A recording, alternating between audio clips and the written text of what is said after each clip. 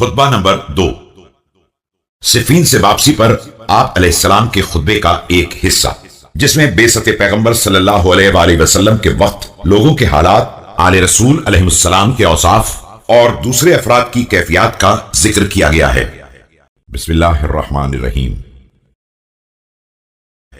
میں پروردگار کی حمد کرتا ہوں اس کی نعمتوں کی تکمیل کے لیے، اور اس کی عزت کے سامنے سر تسلیم خم کرتے ہوئے میں اس کی نافرمانی سے تحفظ چاہتا ہوں اور اس سے مدد مانگتا ہوں کہ میں اسی کی کفایت و کفالت کا محتاج ہوں۔ وہ جسے ہدایت دے دے وہ گمراہ نہیں ہو سکتا ہے، اور جس کا وہ دشمن ہو جائے اسے کہیں پناہ نہیں مل سکتی۔ جس کے لیے وہ کافی ہو جائے وہ کسی کا محتاج نہیں ہے۔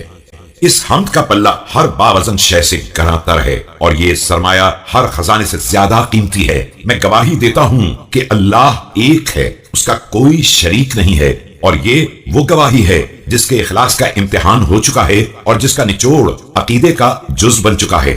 میں اس گواہی سے تا حیات وابستہ رہوں گا، اور اسی کو روز قیامت کے ہولناک مراحل کے لیے ذخیرہ بناؤں گا۔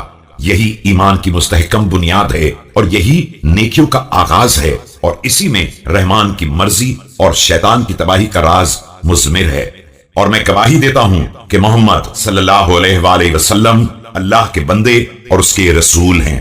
انہیں پروردگار نے مشہور دین، معصور نشانی، روشن کتاب، ضیاء پاش نور، چمکدار روشنی اور واضح امر کے ساتھ بھیجا ہے، تاکہ شبہات زائل ہو جائیں اور دلائل کے ذریعے حجت تمام کی جا سکے، آیات کے ذریعے ہوشیار بنایا جا سکے، اور مثالوں کے ذریعے ڈرایا جا سکے۔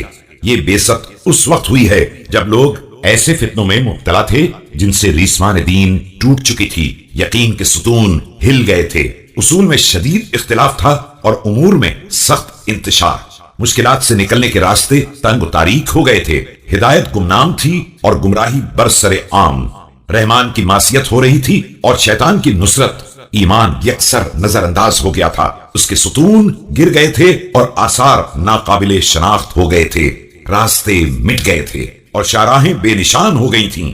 لوگ شیطان کی اطاعت میں اسی کے راستے پر چل رہے تھے اور اسی کے چشموں پر وارد ہو رہے تھے، انہی کی وجہ سے شیطان کے پرچم لہرا رہے تھے اور اس کے علم سر بلند تھے۔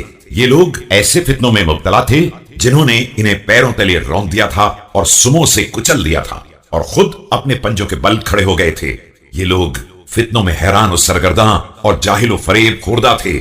پروردگار نے انہیں اس گھر یعنی مکے میں بھیجا جو بہترین مکان تھا لیکن بدترین ہمسائے، جن کی نیند بیداری تھی اور جن کا سرما آنسو، وہ سرزمین جہاں عالم کو لگام لگی ہوئی تھی اور جاہل محترم تھا۔ آل رسول اکرم علیہ السلام۔ یہ لوگ راز الہی کی منزل اور امر دین کا ملجا و ماوا ہیں، یہی علم خدا کے مرکز اور حکم خدا کی پناہ گاہ ہیں۔ کتابوں نے یہی پناہ لی ہے اور دین کے یہی کوہ گراں ہیں۔ انہی کے ذریعے پروردگار نے دین کی پشت کی کجی سیدھی کی ہے، اور انہی کے ذریعے اس کے جوڑ بن کے راشے کا علاج کیا ہے۔ ایک دوسری قوم، ان لوگوں نے فجور کا بیج بویا ہے اور اسے غرور کے پانی سے سینچا ہے اور نتیجے میں ہلاکت کو کاٹا ہے۔ یاد رکھو کہ آل محمد پر اس امت میں کسی کا قیاس نہیں کیا جا سکتا ہے، اور نہ ان لوگوں کو ان کے برابر قرار دیا جا سکتا ہے جن پر ہمیشہ ان کی نعمتوں کا سلسلہ جاری رہا ہے۔ آل محمد دین کا ستون ہے، ان سے آگے بڑھ جانے والا پلٹ کر انہی کی طرف آتا ہے، اور پیچھے رہ جانے والا بھی انہی سے آ کر ملتا ہے۔ ان کے پاس حق ولایت کی خصوصیات ہیں، اور انہی کے درمیان پیغمبر کی وصیت اور ان کی وراثت ہے۔ اب جبکہ حق اپنے اہل کے پاس واپس آ گیا ہے اور اپنی منزل کی طرف منتقل ہو گیا ہے۔